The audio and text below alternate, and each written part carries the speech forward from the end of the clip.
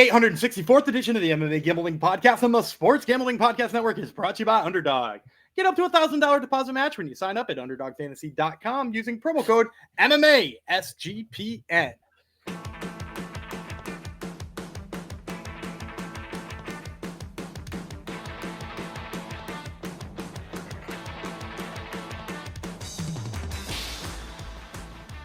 Howdy ho, Degenerados. Welcome to episode 864 of the MMA Gambling Podcast, the Sports Gambling Podcast Network, dedicated to future governance, yes, on YouTube, who crushed PFL Europe 2 along with Gumby. So this goes out to you and everyone else who tailed Gumby this past weekend, because Gumby kills, especially on the regional scene, and hopefully he's going to kill today in Bulgaria. We're virtually going to Bulgaria for the first time ever. We haven't covered an event in Bulgaria.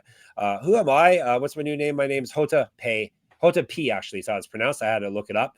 AKA Jeff Fox.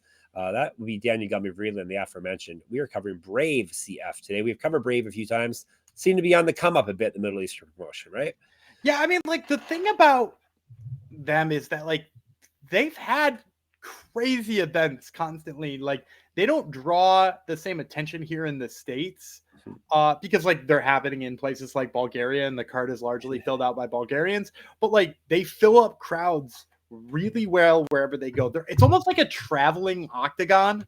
You know what I mean? Like, yeah. Octagon's like, what, 3 countries, sometimes a 4th, right? Like, it's like Czech Republic, Germany, and, like, they just hang out in that area for the most part. And then, like, Brave is like, hey, check this out. We're going to hit 70 countries in the next 5 years. Yeah. And, like, so, like, maybe they don't have, like, the local fanfare that, like, Octagon gets that, like, really pumps people up. But, like, they do massive shows. And, like, remember, this is where Khamzat Chimaev came from. This is where Aliyah Topuria came from. Like, this place is constantly, you know, like, this is where before and after Shorty Torres went. You know, like, this is a organization that continuously gives us, like, big fighters, big fights. And there's a lot of talent on this card too. Fantastic. They're Burgas, Bulgaria, which looks like a very nice city. I just Googled it. It's right on the Black Sea. Looks nice. So we should go, Gumby, right? Let's do it. I could probably swing it. I know the play-by-play guy. So. Yeah, exactly. You're telling me you the play-by-play guy. Gumby is Gumby knows him. So there you go. He will definitely be headed to Burgas. Bulgaria, we will not, sadly, but that's okay. We're going to cover Brave CF 97 regardless. It's going down this Saturday, 1 p.m. So you can have this on along with your Cage Wars, which we gave you the winning place for yesterday. We should dive into it, right? Have we talked about that hat before? Gumby? Oh, no, this one's brand new. It was given to me this weekend. So this is Husson University, who just happens to have the best offensive coordinator in all D3 football. So, Husson University, Go Eagles. Guess. Just take a wild guess what the guy's last name is. Who's the offensive coordinator there? All right, there you go. I knew I would be asked. You would be asked about the hat, so definitely. I didn't by Jong at the very least. So I thought we should clear that up. All right, before we dive into things, a reminder: you can get all. Maybe you don't know. Actually, maybe it's not a reminder. You can listen to all our podcasts, every podcast on the network, not just this one, by subscribing to the SGPN feed. So wherever you get your podcast, check out the SGPN feed. Make sure you hit the subscribe button there. All right, Brave CF 97. Are you doing good with Brave this year? You don't really. Do you have it broken down by promotion or not? With your, I mean, I can sort my spreadsheet that way. I haven't, so I can't give you that answer. But also, we don't cover a lot of Brave. No, typically. Like, we haven't. Maybe we've done like 2 Brave shows this week. I'll dig into my spreadsheet and let you know. And he's up almost 30 or almost 30 units. Yeah, 29.8 going into this weekend. And that's good enough for all of you except one person that's probably watching. hate watching us. All right, Brave CF 97. Burgas, Bulgaria, Saturday, 1 p.m. as I said. Split screen time, double device time for you. How can you watch Brave, Gumby? I believe it's a internet pay-per-view situation. Okay. I think they're I mean, there might be like a subscription option too, but I'm pretty sure you can buy individual cards on their. If I'm not mistaken, I think they're like a Rising situation. Right. And most of these are usually fairly cheap, and Gumby will win you more than your entry fee back. So don't you worry about that. All right, we're kicking things off with a 185-pound match. Middleweight, Plamen, Penchev. He is from. We got a bunch of different countries today because that's one thing Brave does. There's all over the place. Bulgaria. He will be fighting on his home. So Sofiane Bouafia, he is from France. They're fighting, as I said, at middleweight. I'll tell you, no odds yet, but Brave, I've seen Brave odds pretty much they show everywhere. up. Yeah, Yep, they show up. Offshores more so than the Yeah. onshore one. Offshores usually happen. Yeah. Bouafia, 7-3, 4 knockouts, 2 submissions. He's been knocked out once, submitted once. He also has rounds. This is his debut in Brave. He has won 2 straight and 5 of 6. Both of his past 2 wins have come via finish. He has not lost since May 2019. Used to fight at 205, 2012 Pro MMA debut, 5 inches taller than Penchev. Penchev is 10-1, 3 knockouts, 5 submissions. He's been submitted once. This is his short notice debut in Brave. Don't know how long this one is. It's harder to get info on the promotion Brave size, but I believe it's short notice. He's won 5 straight fights, including his last bout via submission. He's not fought since April 2019. He's been lost in Bulgaria somewhere. He was just waiting for a promotion to come to Bulgaria. He's not lost since May of 2014. 2012 Pro MMA debut, 2 years younger than Bouafia. This is a ridiculously hard fight to break down. Oh, yeah? I'm going to say pick him because, like, I've got film on Penchev, but it's 6 years old. Yeah. But it is his last fight. Now, I've also got some, like, he's been doing some grappling competitions, too. So it looks like what was there before is still there. And what was there before is, like, you know, some adequate striking. He's a guy who can let his hands go a little bit. He's not afraid to throw kicks and stuff like that. And he's a good wrestler. Now, how good of a wrestler? Hard to tell. His competition has been awful. Like, even 6 years ago, the guys he fought were quite bad. And so then you swing it around, you look at Bouafia, and his competition has been pretty bad too in his wins. You know, he's coming off of a win over a guy who's 22-45-1. You know, which is, first of all, an absurd record, but also a bad absurd record too. And, like, not for anything, he got taken down twice by that guy. That guy took him down twice. Now, he couldn't hold him down, but he got him there twice. And isn't that bad enough? And really the reason why you're going to see Bouafia get taken down all the time in this fight and in other fights is just, like, he's a striker who likes to change his stances and moves in and out. But when he does, a lot of times he gets caught with his feet in, like, on the level. Like, he's neither standing southpaw nor orthodox because his feet are level. And when that happens and you're fighting a wrestler, there's almost no takedown defense that could ever work in that situation. Like, if you were standing even-legged in an MMA fight, both you're susceptible to being knocked out because you're not in an athletic position, and you're susceptible to being taken down. So, like, I don't like that, and that continuously happens for Bouafia. Then in addition to that, too, on the striking side, as I said, he moves in and out, he feints, he does things like that, but he also is, like, seems intent on being second. You know, like, we see a lot of fighters who are like, I'm going to be first and I'm going to pressure forward. And, like, that's maybe a huge asset to a lot of people. He looks to counter. And so, like, now he's in a position where he's going to be moving a lot and trying to get in and out. And he's going to be up against the guy who probably his timing is shit, right? Like, it's been a while since Penchev has fought. We would assume his timing is terrible. But, like, Bouafia isn't the type of guy who's going to, like, damage him or pressure him for that, right? Like, because he likes to be second. And then if he waits too long, like I said, Penchev, he wants to wrestle. He's like a Bulgarian wrestler. Like, give him an opportunity to take you down. You might never get back up again. So for my pick here, and I hate it, and I don't know how deep I would be in on it because we're talking about probably pick-em odds on a guy who hasn't fought in 6 years, but I'm going to take Plamen Penchev.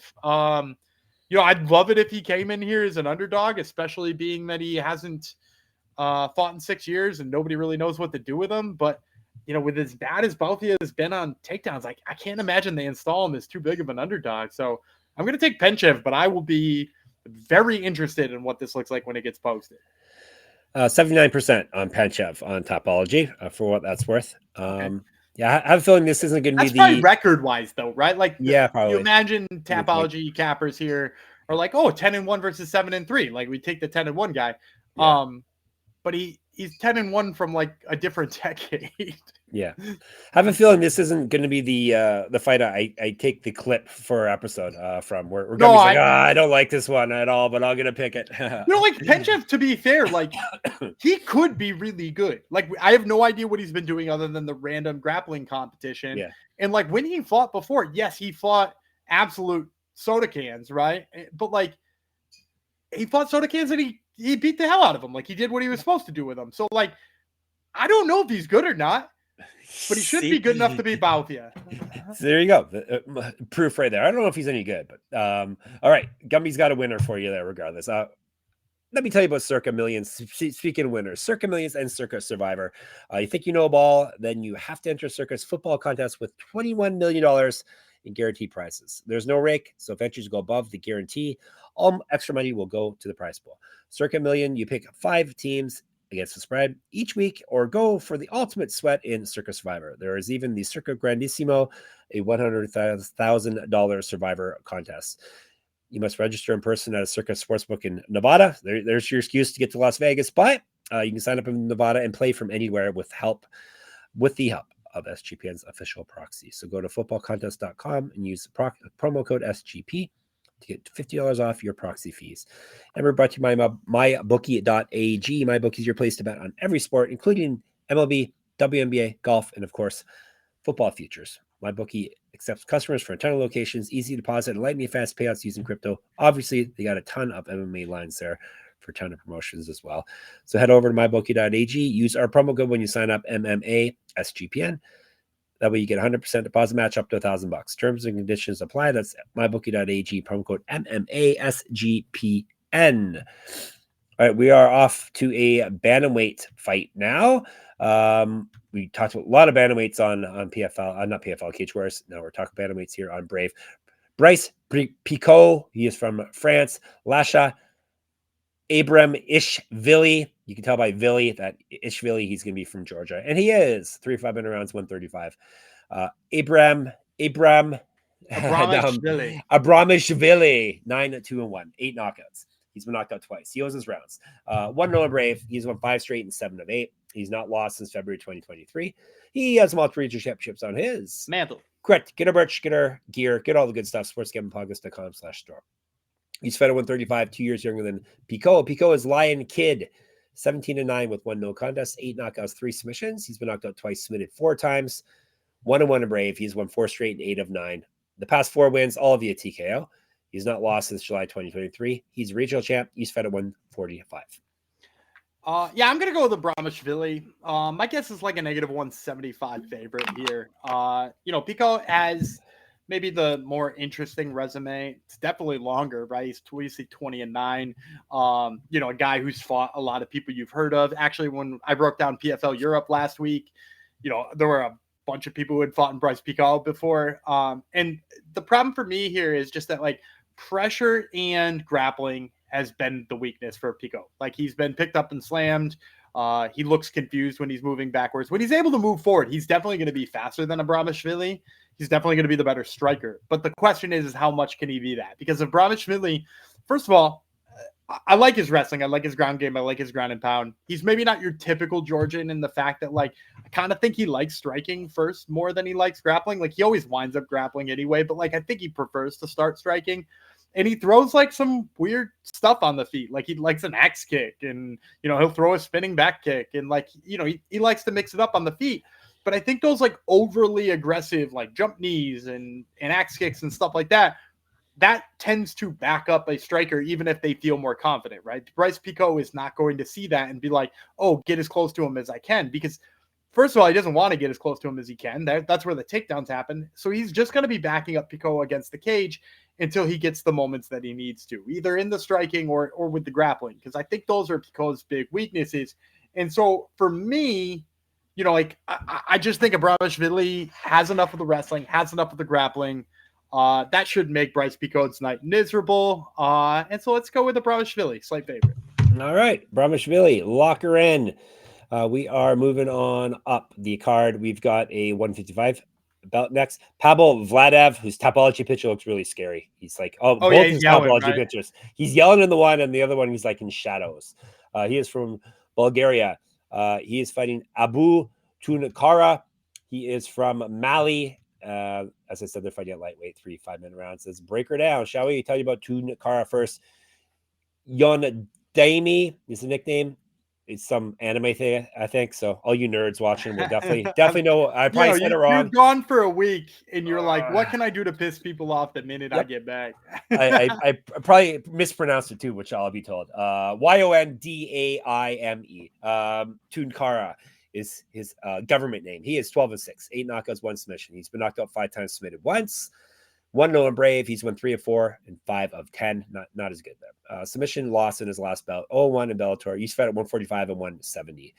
Vladev is the werewolf. He is a scary guy. 8-1, 8 knockouts, 1 submission. He's never been finished. He still has his rounds regardless. 1-0 in Brave. He's won 6 straight. He's not lost since November 2019. He used to fight at 145. So I guess Vladev is probably going to be a big favorite. Both the record, the fact that he's fighting at home, the recent bad results for Tounkara. I'd say -315 for Vladev and like maybe +290 for Tounkara. And I'm going to go underdog here. I like Tounkara in this one to upset the hometown favorite. The big reason for me is what I've seen from Vladev. So like he throws his shots very wide, not fundamental whatsoever. He likes to wing things. One of the things he does before he wings them, which is weird to me because it's like a measured response from a talented striker, is he like reaches out and grabs people's hands like he's measuring the strike and trying to figure it out. But then the strikes are so wide. So like, why are we measuring the shortest distance between 2 points if we're going to wind up throwing it around the corner? It's always a weird move. So, Vladev has got some things he does well on the feet, but the bottom line is he just wants to throw with big power. And if we watch his last fight, within a minute of the first round, he's got his back taken and looks like he's in a bad spot. And in fact, he gets his back taken twice in the first round of that fight. And really the only reason he winds up winning is because the guy slid off the top and he wound up ground and pounding him from guard of all places. Again, just because he throws like a madman. And I think he's going to have trouble doing that to Abou Tounkara because look, Tounkara has been fighting high-level MMA for quite some time. If you want to go back, he fought in Octagon. He fought Ivan Buchinger, or Bookinger. You're supposed to say Bookinger. I've been saying Buchinger, but it's Bookinger. He fought Bookinger all the way back in Octagon like years and years and years ago. And I went back and I watched that fight just to like remind myself because Tounkara, he's been losing against really, really, really, really talented guys. He's been beating really, really bad guys. So like I went back and I was like, well, what would he do against Ivan Bookinger? And like, he gave up an early takedown, but he got his ass back up. And then later on in the fight, his takedown defense starts holding up better. Now, ultimately, it's a TKO on the ground that wound up getting him. But, like, he boxed with Bookinger. He got in the clinch with Bookinger and held him up against the cage. Like, Tounkara was, like, sort of a more physical presence there. Granted, not with as good a wrestling, but the better physical presence. So now Vladev comes out here throwing wild hooks and getting real crazy. I think he's going to be met with a better technical boxer. And as long as Vladev's wild hooks tire him out faster than Tounkara dropping his hips and beating some of these takedown attempts, I think Tounkara is going to be the fresher guy late too. So give me Abou Tounkara. Hopefully big underdog here. All right. Vladev's wild hooks. There's a good title right there. Good job, Gumby. He came up with a title for the episode too. Let's see what the tapologists say. They're going to be on a Vladev big. 96% on Mr. Vladev. So, because he hit hard, right? He hit hard, and his record looks better. Yeah, and he looks like a werewolf, and he is a werewolf. So there you go. All right, let's get to the co-main event, shall we? It is at 175. So a catch weight. Is that a catch weight in that? Yeah, no, that area or no? No, they have a division actually dedicated to 175 in Brave. It's super welterweight. Okay, they have welterweight and middleweight as well. Yeah. Do they have welterweight? I don't know if they have welterweight. Okay. Yeah. No. Yeah, because they have super lightweight too. So the Association of Boxing Commissioners, ABC, has divisions that the UFC doesn't have. They have super lightweight, which is 165. They have super welterweight, which is 175. And then they have cruiser, which is 220 or 225. And then like some promotions have chose to like embrace those. Yeah. Be like, we'll have those divisions. Brave is one of them. So super welterweight is actually a division there. All right. There you go. We have got a man from the Democratic Republic of Congo, Eliezer Kubanza. He's fighting against the UK's Jack Grant. They are fighting 3 5-minute rounds. Grant is 20-9, 9 knockouts, 10 submissions. He's been knocked out 3 times. This is his debut in Brave. Win-loss over his last 3, 3-2 over his last 5, 5-5 over his last 10. 1-2 in PFL, 1-0 in Bellator. Multiple regional championships on his mantle. Correct. Get our merch, get our all our good stuff. sportsgamblingpodcast.com/store. He's fed at 155 and 170. 2012 Pro MMA debut. 3-1 as a pro grappler. 2 inches of height over Kubanza. Kubanza is 7-0 with 6 knockouts. 4 of those fights taking place in Brave. He used to fight at 170. He's a year younger than Grant. I think Kubanza is going to be a pretty big favorite here. Like, let's say negative 200, 225, maybe even. And I'm going to take him in this fight. This dude is an electric striker. Like, this guy is so much fun to watch on the feet. And he does a lot of really great things on the feet. The things I like most is that he moves in and out of range really well. So he doesn't eat a lot of shots that he doesn't need to eat. And then in addition to that, too, he generates power from every possible movement. Like, he could be backpedaling and he's still generating power than most guys his size. And then if he's moving forward, the surgical striking, his ability to, I watched him knock a guy out. He threw a head kick. The guy fully blocked the head kick with his arm and was still knocked out, which is just the type of power he's generating at 170 or 175 pounds. And like Grant, look, he's been around the block. He's fought guys like Kubanza before. But my problem with Grant and why I don't think he can win this fight is that he's really predictable on the feet. I watched one of his fights and he came out and threw a leg kick. And then you could just sort of tell by the way he's standing because the first leg kick landed on his opponent. I could tell right away. I'm like, he's going to throw another leg kick. Yeah. And you know what he did? He threw 4 more straight leg kicks before he threw anything else. His first 5 strikes of the night were the same right leg calf kick. And 1.5 of them landed. Like, the first one landed and the second one kind of glanced off. And you can see him sort of get stuck in those modes over the course of the fight. It's like, I've seen him land a hook in the clinch and then he's just like, okay, here's 7 more hooks. I'm just going to keep throwing those because it worked. And against the guy who's crafty, like Kubanza, you throw something and it lands once and then you get stuck on it. He's measuring you up. He's figuring out how to counter that, and he's going to put you to sleep when you do it again. And, Grant, he comes from a grappling background, so some people are probably being, can he grapple him or something like that? He could, but, like, I'm seeing a lot of upper body takedowns. I know I've crapped on that all this week, but, like, the upper body trips, they work against a low level of opponent, but you have to be, like, very high level in judo or Greco-Roman in order to start getting upper body takedowns to work when you start fighting guys who are explosive and guys who are strong and guys who are at your level. And I don't think that Jack Grant can get these to work on Kubanza. So I'm going to take Eliezer Kubanza. My guess is a decent sized favorite, but one you could consider playing straight up because I think the knockout power is there. All right. That is your winner for the co-main event. We'll get you the winner for the main event and some lightning round plays after I tell you about Underdog. Underdog Best Ball Mania is happening all summer long, giving away $15 million in prizes, including a $2 million prize to first place. No waiver wire, no arguments about trades. Best Ball is the best way to play fantasy football. Underdog also is a great place to play Pick'em, as Gumby will let you know right now. So I'm going to go with, we are on Tuesday. The Braves are traveling to Oakland. I'm going to take the higher than on Didier Fuentes' strikeouts. The Braves basically have no starters left, but this guy's 20 years old. Looked like absolute crap in his first outing, and has since started to prove me wrong. He's got 4 and 6 strikeouts in his last 2 games. So he's averaging 5 a game over his last 2. Going to be facing the A's. You got to imagine he's going to go a little bit higher than that even. Give me the higher than on Didier Fuentes' strikeouts. All right. Fun name to say as well. Sign up with our promo code MMA SGPN to claim your special pick and first-time deposit offer up to $1,000 in bonus credit. So underdogfantasy.com, promo code MMA SGPN. And you've heard us talk about Rhythm before, and they just dropped a game-changing feature called Power Trends. These are AI-detected patterns where Rhythm's model has consistently won and has a high ROI. Think a strikeout prop that wins 59% of the time when the line and win probability hit a certain range. Power Trends are updated daily and exclusive to Rhythm. No touts, no noise, just clean, data-backed bets. Download the Rhythm app, check out Power Trends, and start betting smarter. You know we will be. Gumby's been using it extensively to find all his hidden gems in baseball. Right? Yeah, pretty much anything I ever tell you about Underdog Fantasy, I'm finding over here on Rhythm because Didier Fuentes, I watched his debut, had written him off, was hoping the Braves would send him to the minors, had 40 injuries in a row, and I had missed his last couple starts.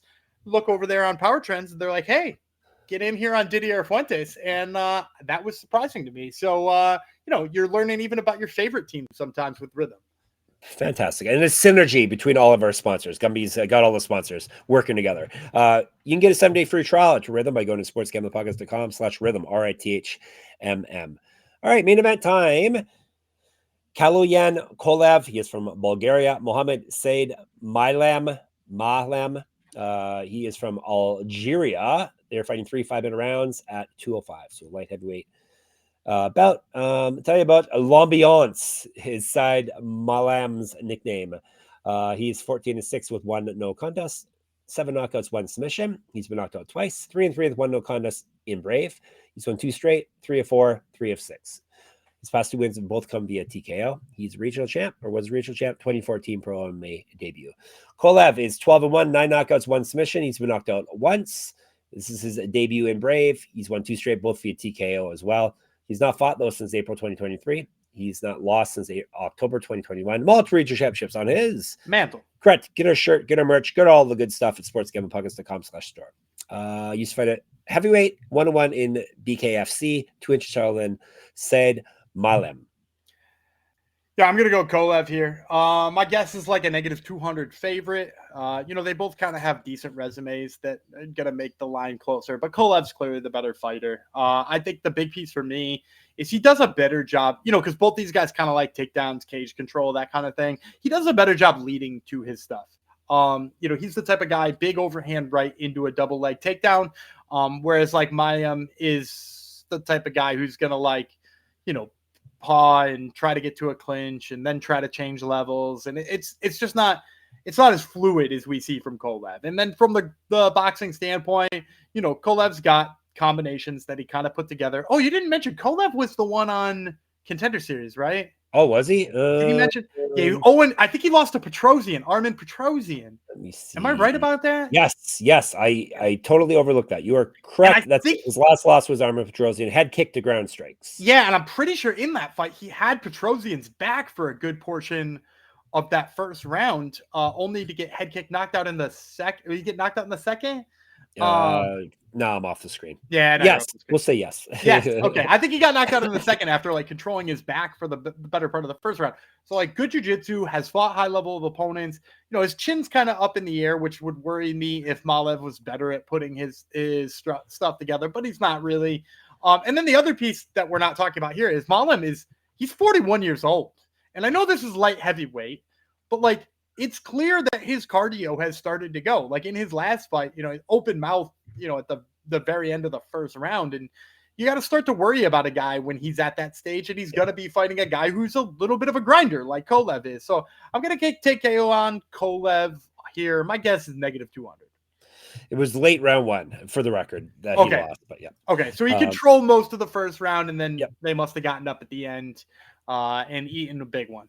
I remember he was out though, if I'm remembering correctly, because Petrosian had a highlight reel. Yeah.